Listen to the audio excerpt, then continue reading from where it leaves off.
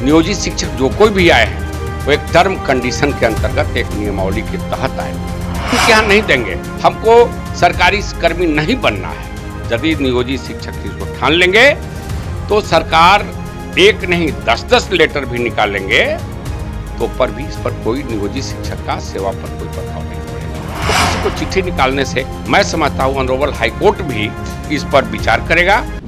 जी नमस्कार, मैं हूं विपुल कुमार और आप देख रहे हैं सूर्य विहार डिजिटल न्यूज। बिहार के 4 लाख नियोजित शिक्षकों की नौकरी पर संकट आ गई है। सक्षमता परीक्षा उनके सामने बहुत बड़ा संकट है। अगर वो परीक्षा नहीं देंगे तब भी नौकरी जाएगी और परीक्षा में जो 3 अटेम्प्ट दिए गए हैं वो लगातार अगर फेल कर जाएंगे तब भी उनकी नौकरी जाएगी। कोई 20 साल से नौकरी कर रहा है, कोई 15 साल से नौकरी कर रहा है, तो कोई 10 साल से नौकरी कर रहा है और अब अगर उनकी नौकरी अचानक छीन जाएगी तो ये बहुत बड़ा अन्याय होगा। क्या उनकी नौकरी सरकार छीन सकती है? क्या के पाठक ने जो पत्र जारी किया है उसके अनुसार उनकी नौकरी छीनी जा सकती है? इस पूरे मसले पर औरंगाबाद के वरिष्ठ अधिवक्ता और सर्विस मैटर के जानकार कमलेश कुमार सिंह से हम जानेंगे कि क्या के पाठक एक पत्र के जरिए शिक्षकों की नियोजित शिक्षकों की नौकरी छीन सकते हैं। सूर्य बिहार में आपका बहुत बहुत स्वागत है। धन्यवाद है आपको भी। और अभी शिक्षा विभाग के जो अपर मुख्य सचिव हैं के पाठक, उन्होंने कल एक पत्र जारी किया है और कहा है कि जो भी शिक्षक सक्षमता परीक्षा में शामिल नहीं होंगे और अगर उनको 4 अटेम्प्ट दिए जाएंगे, अगर 3 अटेम्प्ट में लगातार वो फेल कर जाएंगे तो उनकी नौकरी छीन जाएगी। क्या कानून में ऐसा है कि उनकी नौकरी छीनी जा सकती है? नहीं, ऐसी कोई प्रोविजन नहीं है। चूंकि जहां तक नियोजित शिक्षकों की बात है तो नियोजित शिक्षक जो है सो लगातार सर्विस में आते रहे नियोजन के रूप में। और मैं आपको बता रहा हूं विपुल जी कि नियोजित शिक्षक जो कोई भी आए हैं वो एक टर्म कंडीशन के अंतर्गत एक नियमावली के तहत आए हुए हैं। तो उनकी टर्म कंडीशन यही थी कि आप जो हैं सो 60 साल के उम्र तक हमारे यहाँ सेवा देंगे, जिसका वायलेशन कोई भी नियोजित शिक्षक अपने स्तर से नहीं किया है। और नियोजित शिक्षक के ऊपर ये जरूरी लादना जबरदस्ती होगा कि आपको हम सरकारी कर्मी मानेंगे, इसके लिए आपको इम्तिहान देने की जरूरत है। हम इम्तिहान नहीं देंगे, हमको सरकारी कर्मी नहीं बनना है।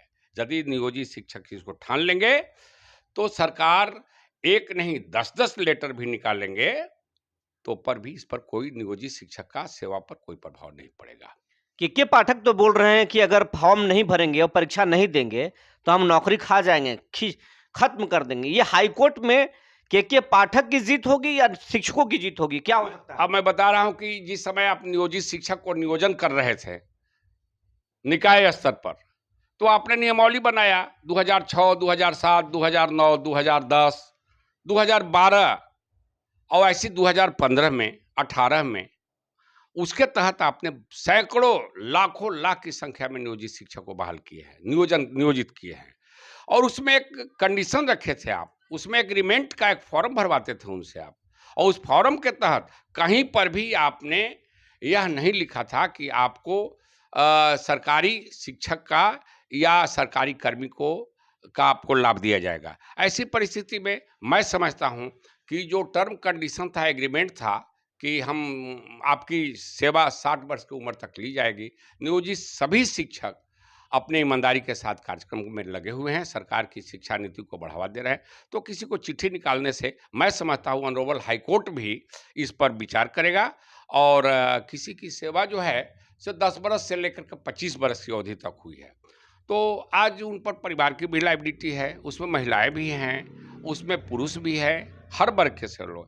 तो हम नहीं समझते हैं कि एक चिट्ठी निकाल देने से और सरकार के नए कार्यक्रम के अनुसार, नए नीति के अनुसार उनको 3 बार लगातार सक्षम परीक्षा में बैठने और नहीं बैठने के नाम पर सेवा से बर्खास्त नहीं की जा सकती है। के पाठक खुद कानून है, वो तो कोर्ट की भी बात नहीं मानते, ऐसा कहा जाता है। कानून रूल ऑफ लॉ है और बिहार सरकार है, हम लोग जितने हैं के पाठक वही करेंगे जो विधानपालिका से, न्यायपालिका, विधानपालिका से जो कानून सरकार बनाती है। इनका काम इतना ही है कि जो कल निर्णय लिए हैं, शायद कल ही मीटिंग हुई है, तो इन्होंने अपना अनुशंसा सरकार को भेजेंगे, सरकार ना उस पर नीति बनाएगा। सरकार नीति बनाएगा कि हम इनको राजकर्मी का दर्जा देंगे कि नहीं देंगे, ये उस सरकार पर निर्भर करती है। हम समझते हैं कि सरकार इस तरह का भूल नहीं कर सकती है और सरकार इस तरह की गलती नहीं कर सकती है, चूंकि लाखों लाख की संख्या में है। और आपको राजकर्मी का दर्जा देना है कि नहीं देना है, जहां तक नियोजित शिक्षक को मैं समझता हूं कि वो हमेशा कुछ ना कुछ टीचर एलिजिबिलिटी टेस्ट देते आए हैं, चाहे वह 2007 वाले टीचर हों, दक्षता परीक्षा दिए थे, चाहे 2012 वाले तो टेट करके ही आए हैं। इसी में एस टेट भी है, इसी में सी टेट भी है। तो वो तो अपना टीचर होने का दक्षता सरकार के सामने, सरकार जो पॉलिसी बनाई है उसके तहत तो देते आए हैं। तो फिर से परीक्षा लेना ये लाजमी सरकार के लिए नहीं है। और किसी भी कोने से नियोजित शिक्षक के हक में नहीं है। इस तरह का काम करते हैं तो नियोजित, ये आप मानवीय आधार पर तो कह सकते हैं, कोर्ट में कितना टिकेंगे नियोजित शिक्षक? कोर्ट भी देखिए, कोर्ट भी मानवीय अधिकार को, मानवीय संवेदना को ऊपर रखती है, ऐसी बात नहीं है। कानून अपनी जगह पर है, लेकिन कानून के साथ कोर्ट मानवीय आधार को भी रखती है। कोर्ट संवेदनशील होता है, हर पहलू को देखता है। तो मैं समझता हूं कि कोर्ट में भी नियोजित शिक्षक को यदि सेवा से हटाते हैं और कोर्ट जाते हैं तो कोर्ट से इनको रिलीफ मिलेगा। मेरी समझ में है कोर्ट से रिलीफ इनको मिलेगा, 100% रिलीफ मिलेगा, जैसा कि कोर्ट का अभी तक का रूल रेगुलेशन, आदेश, ऑर्डर, जजमेंट आते रहा है। 16 तारीख तक सक्षमता परीक्षा के लिए फॉर्म भरना है, अगर और आज हो चुका है, 4 तारीख हो चुका है, अभी तक नियोजित शिक्षक फॉर्म नहीं भर रहे हैं। लेकिन एक दिन पहले के पाठक का पत्र आया है, तो सारे नियोजित शिक्षक डरे हुए हैं।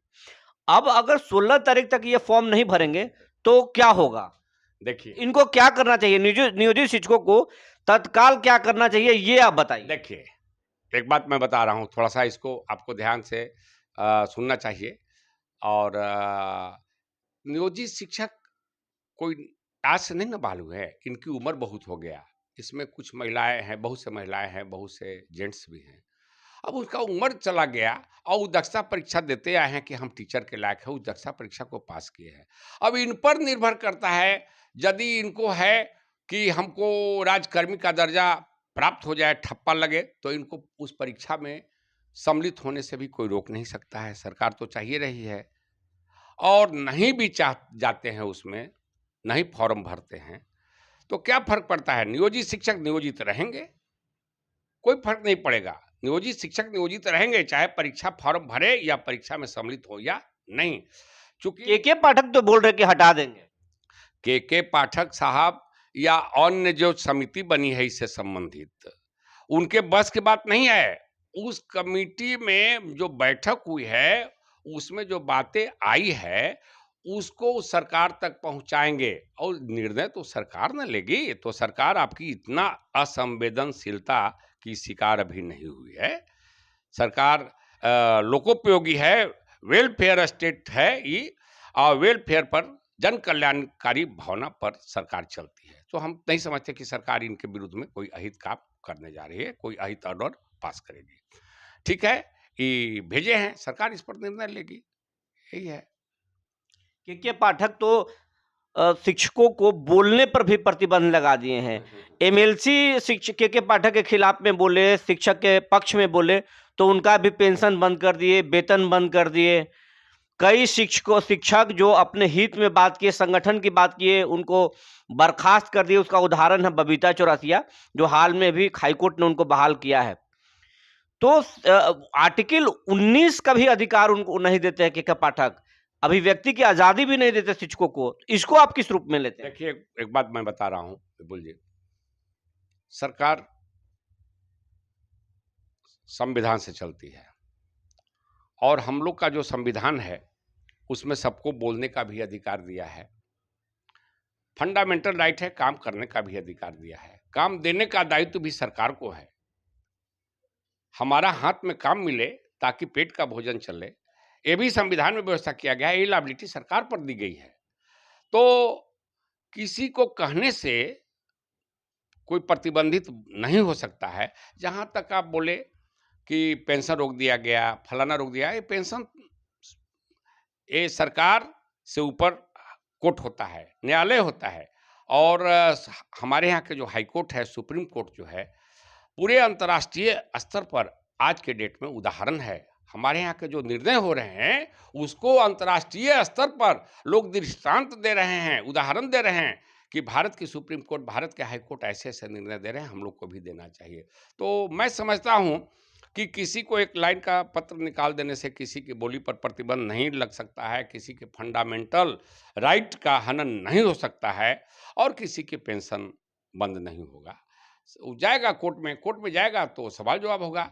Court is supreme. जहां कोर्ट में मैटर जाएगा वहां ध्वस्त हो जाएगा, एकदम ध्वस्त हो जाएगा। जहां तक नियोजित शिक्षक की अहित की बात है, कोर्ट में जाएगा तो इनके पक्ष में जरूर न्याय आएगा, क्योंकि हमारे यहाँ के संविधान और न्यायपालिका, विधान पालिका द्वारा बनाई गई वैसी कानून जो जनता के हित में नहीं हो, उसको या तो बैक कर देते हैं या उसको समाप्त कर देते हैं। बात करने के लिए बहुत बहुत धन्यवाद। धन्यवाद आपको भी, और विशाल जी को भी, और आपको भी विपुल जी।